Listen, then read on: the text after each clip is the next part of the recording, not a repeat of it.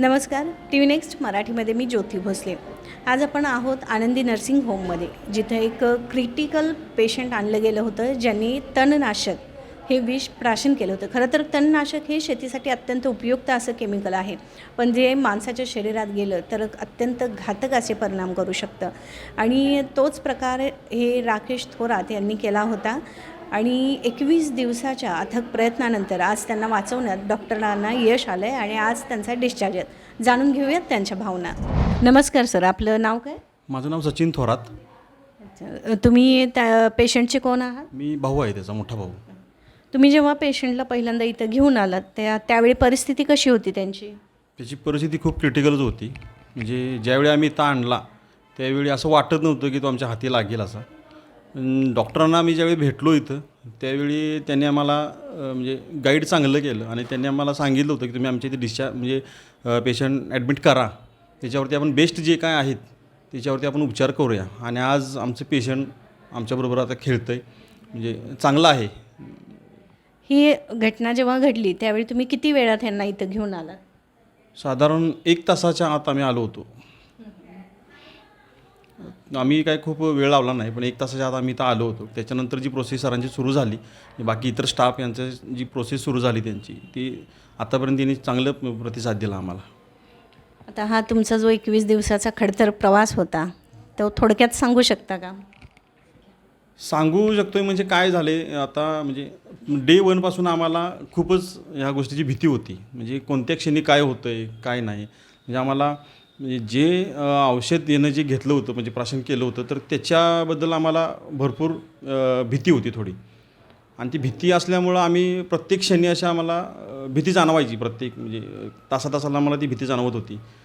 पण जशी ट्रीटमेंट सुरू झाली तशी त्याच्यात ग्रोथ होत गेली. थोडे प्रॉब्लेम आले मध्ये, पण त्याच्यावरती सरांनी बाकी इतर स्टाफनीसुद्धा त्यांना चांगलं आम्हाला कॉपरेट केलं किंवा औषध वगैरे ट्रीटमेंट त्यांनी वेळच्या वेळ देऊन आज तो एकदम ठीक आहे. 100% तो बरा झालेला आहे. आज आपण पाहिलो की 21 दिवसाचा खडतर प्रवास जसा त्या पेशंटने अनुभवला, तसाच डॉक्टरांनी पण तो 21 दिवसाचा खडतर प्रवास अनुभवलेला आहे. आणि त्या बाबतीत जाणून घेण्यासाठी आपण आज भेटणार आहोत आनंदी नर्सिंग होमच्या असिस्टंट डॉक्टर कोमल यांना. नमस्कार मॅडम. काय सांगाल, जेव्हा ते पेशंट तुमच्याकडे आले तेव्हा त्याची परिस्थिती काय होती? आमच्याकडे पेशंट जेव्हा आला होता त्यावेळेला त्याला दम लागत होता, उलट्या होत होत्या आणि पोट वगैरे फार दुखत होतं. तर त्यांच्याकडून आम्ही जेव्हा हिस्ट्री घेतली त्यावेळेस आम्हाला असं समजलं की पेशंटने विष प्राशन केलेलं आहे. विष प्राशन केलं आहे ते पण साधं नाही तर ग्रामोक्झोन. ठीक आहे, तर ग्रामोक्झोन किंवा पॅराक्वेट हे जे पॉयझन आहे हे फार डेडलिएस्ट आहे. म्हणजे OPP असेल म्हणजे ऑर्गनोफॉस्फरस असेल किंवा ग्रामोक्झोन असेल, याच्यामध्ये जर तुम्ही कंपेअर केला तर ग्रामोक्झोन हे फार घातक राहतं. म्हणजे त्याच्यामध्ये जर तुम्ही म्हणाल की त्याच्यामध्ये नेमकं वाचण्याचे चान्सेस म्हणाल किंवा पेशंटला कितपत त्रास होईल याच्यामध्ये म्हणाल तर ग्रामोक्झोन हे फार विषारी राहतं. त्याच्यामध्ये वाचण्याचं किंवा पेशंटातनं कितपत बाहेर येईल हे आपण नाही सांगू शकत. म्हणजे कितीही तुम्ही हे केलात तरी पेशंट बाहेर येण्याचं प्रमाण असेल किंवा पेशंट वाचण्याचं प्रमाण असेल हे फार कमी टक्क्यांमध्ये आहे. किती टक्के? 100% तुम्ही म्हणू शकता की 1 ते 2% फक्त पेशंट याच्यामध्ये वाचतात. इतकं ते घातक आहे. आणखीन पेशंट जेव्हा आपल्याकडे येतो त्यावेळेला तो कोणत्या टाईममध्ये येतो हे महत्त्वाचं राहतं. कारण की पेशंट तुमच्याकडे जर पहिल्या 3 ते 4 तासांमध्ये प्रेझेंट झाला किंवा 2 तासांमध्ये 3 तासांमध्ये तर तो स्वतःही येतो आहे, नातेवाईक घेऊन येतात, तर याच्यामध्ये आपल्याला ट्रीटमेंट करणं फार इम्पॉर्टंट राहतं आणि फार सोपं जातं. कारण काय होतं की त्याच्यामध्ये स्पेसिफिक असा अँटीडोट किंवा स्पेसिफिक अशी ट्रीटमेंट नाही आहे ग्रामोक्झोनमध्ये. त्याच्यामुळे पेशंट जेव्हा तुमच्याकडे येतो त्यावेळेस पहिल्या 3 तासांमध्ये 4 तासांमध्ये जर त्याचं डायलिसिस झालं, चारकोल डायलिसिस झालं, तर आपण म्हणू शकू की त्याचा फुफ्फुसावर आणि पुढे जो शरीरावर होणारा विषारी परिणाम आहे तो आपण काही प्रमाणामध्ये कमी करू शकतो. काय सांगाल, चारकोल डायलिसिस म्हणजे काय? चारकोल डायलिसिसमध्ये कसं असतं की जे तुम्ही पॉयझन घेणार आहात, घेतलेलं असतं पेशंटने, ते तुमच्या रक्तामध्ये किंवा बाकीच्या याच्यामध्ये ॲब्सॉर्ब होतं आहे. ते तुम्ही चारकोल डायलिसिसद्वारे ते प्रमाण आपण कमी करण्याचा प्रयत्न करतो. ही त्याची पहिली एक फॉरमोस्ट प्रायोरिटी राहते की सुरुवातीला आपण चारकोल डायलिसिस करतो. त्याच्यानंतर आपल्याला मग सिम्प्टोमॅटिक गोष्टी काही राहतात, काही औषधं द्यावी लागतात, सपोर्टिव्ह मेडिसिन्स असतात ते द्यावे लागतात. पण जेव्हा पेशंट तुमच्याकडे लवकरात लवकर पोहोचतो त्यावेळेला आपल्यालाही वेळ मिळतो की पेशंटवर ट्रीटमेंट करण्यासाठी. जेवढा वेळ होतो, जेवढा लेट होतो तेवढा पेशंटला पण तक्रार राहते आणि पेशंटचे वाचण्याचे चान्सेस फार कमी राहतात. अच्छा, तुम्ही सांगितलं की आता त्यांनी जे विष प्राशन केलं होतं ते सगळ्यात घातक असं होतं. विषाचे काय प्रकार सांगू शकाल? विषाचे जर म्हटलं तर आपल्याकडे OPP आणि ग्रामोक्झोन हे आपल्याकडे येणारे 2 प्रकारचे पॉयझन आहे. कारण की जसं कीटकनाशक आहेत, जसं आपल्याकडे शेतकऱ्यांचं वापरण्याचं जे काही आहेत ते OPP आणि ग्रामोक्झोन हे जास्त प्रमाणात वापरलं जातं. याच्यामध्ये ग्रामोक्झोन हे सगळ्यात खराब आहे. ते इझिली मिळतं पण ते फार खराब आहे. तर त्याच्यामध्ये पेशंट वाचेल का नाही ह्याची गॅरंटी कोणीच नाही देऊ शकत. आणि जसं प्रेझेंट झाल्यानंतर मी म्हटलं की आपण सुरुवातीला डायलिसिस करू शकतो, पण त्याच्या बरोबरीने तुम्ही नाही म्हणू शकत की फक्त डायलिसिस झालं आणि पुढच्या गोष्टी ठीक आहेत. पहिल्या 5 ते 7 दिवसांमध्ये आपल्याला त्याच्यावर कंपल्सरी सगळ्या गोष्टी मॉनिटर कराव्या लागतात. त्याचा ऑक्सिजन असेल, त्याचा हार्ट रेट असेल, त्याचं BP मॉनिटरिंग असेल, बाकीच्या गोष्टी असतील, याच्यावर खूप बारकाईने लक्ष ठेवावं लागतं. पहिले 5 दिवसांमध्ये आपण हे जर व्यवस्थित मॅनेज करू शकलो, पेशंट जर याच्यामध्ये 5 दिवस ठीक राहिला तर पुढच्या त्यातून बाहेर पडण्याचे चान्सेस चांगले राहतात. मग 5 दिवस तुम्ही वेगळी ट्रीटमेंट पहिल्यांदा करता का? वेगळी म्हणजे काय असतं की पहिल्या डायलिसिस आणि बाकीच्या ज्या गोष्टी आहेत ते काही इंजेक्शन्स आहेत ते द्यावे लागतात आपल्याला. पण याच्यामध्ये काय राहतं की पेशंटने लवकर येणं आणि पुढच्या उपचारांना प्रतिसाद देणं. कारण होतं काय की पहिले 3 ते 5 दिवसांमध्ये असे काही स्पेसिफिक चेंजेस असे दिसत नाहीत. कारण ते जे काही औषध आहे ते आपण जेव्हा घेतोय तर तोंडाद्वारे घेतल्यानंतर ते ॲसिड असल्यामुळे पूर्ण जळत जातं आहे.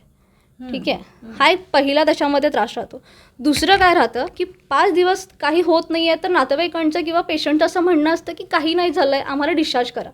हा सगळ्यात जास्त डॉक्टरांना होणारा त्रास काय असेल तर पहिले 3 ते 5 दिवस काहीच होत नाही आहे, मग आम्हाला काय ठेवलं जातं आहे. तर प्रॉब्लेम असा आहे की हे औषध घेतल्यानंतर त्याचा परिणाम जो होतो तो तुमचा किडनी असेल, तुमचं लिव्हर असेल, तुमचं हार्ट असेल आणि तुमची फुफ्फुसं, या 4ही गोष्टींवर आणि किंवा सगळ्या शरीरावर त्याचा परिणाम होत असतो.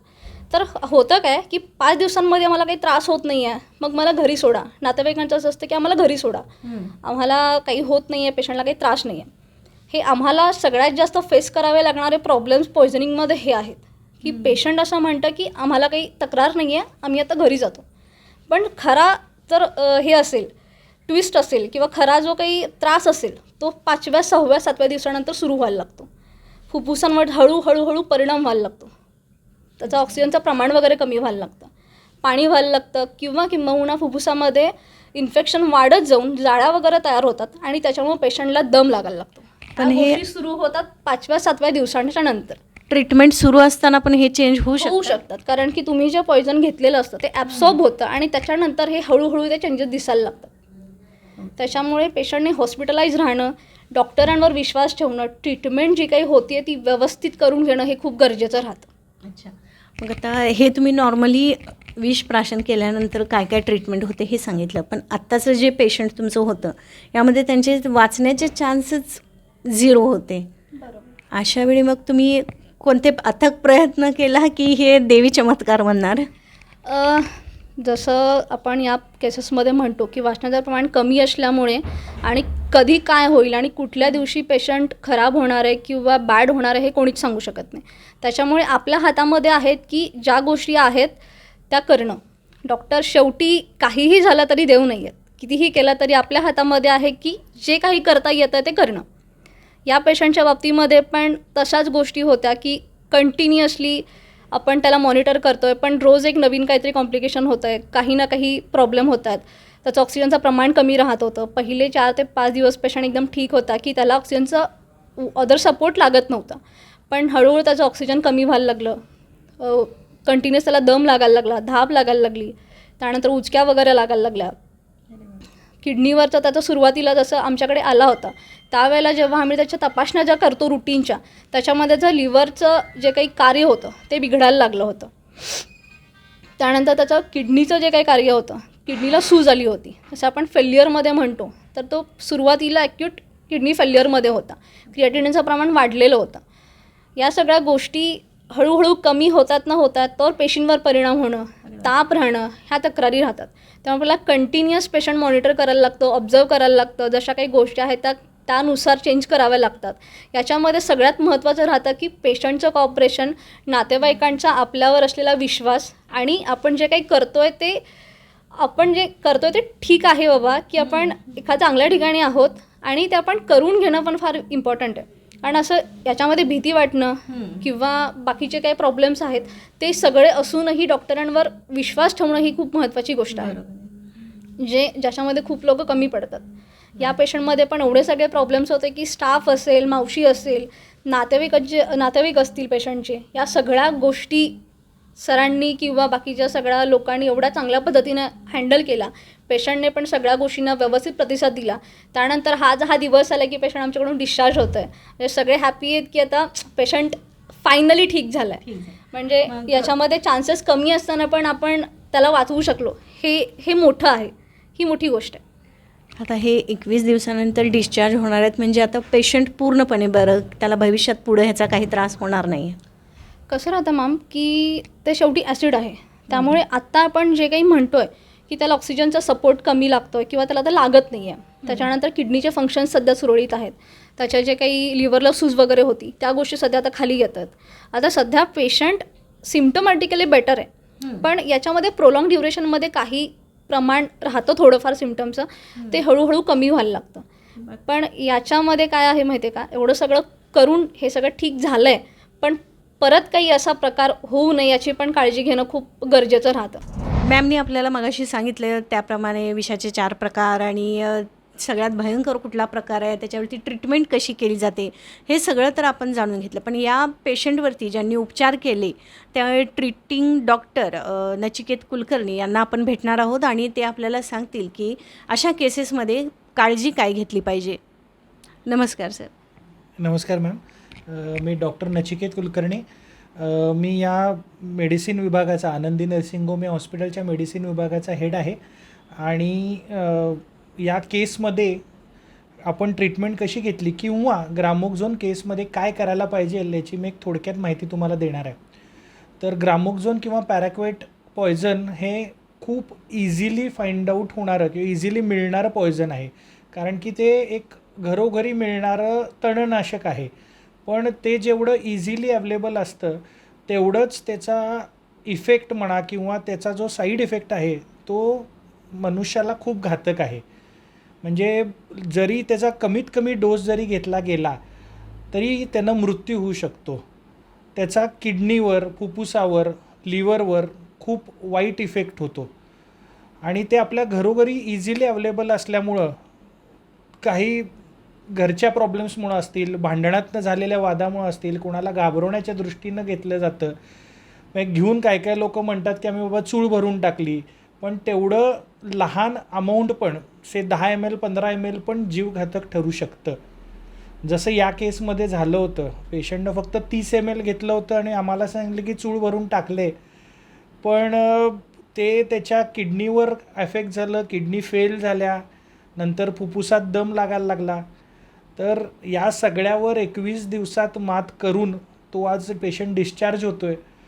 तर माझा तुम्हाला सगळ्यांना हाच सल्ला आहे की घरोघरी आपण हे मिळतं तर लहान मुलांपासून हे लांब ठेवावं. पिण्याच्या पाण्याच्या बाटलीत त्याचा साठवडा करू नये. शक्यतो माळावर किंवा लोकांपासून हे लांबच ठेवावं आणि ते हाताळताना पण हातात ग्लोव्ज किंवा मास्क वापरावा, कारण की या विषयाची परीक्षा बघणं शहाणपण नाही आहे. त्यामुळे या सगळ्यापासून लांब राहणे, आपल्या जीवाची आपण काळजी घ्या. थँक्यू. धन्यवाद सर.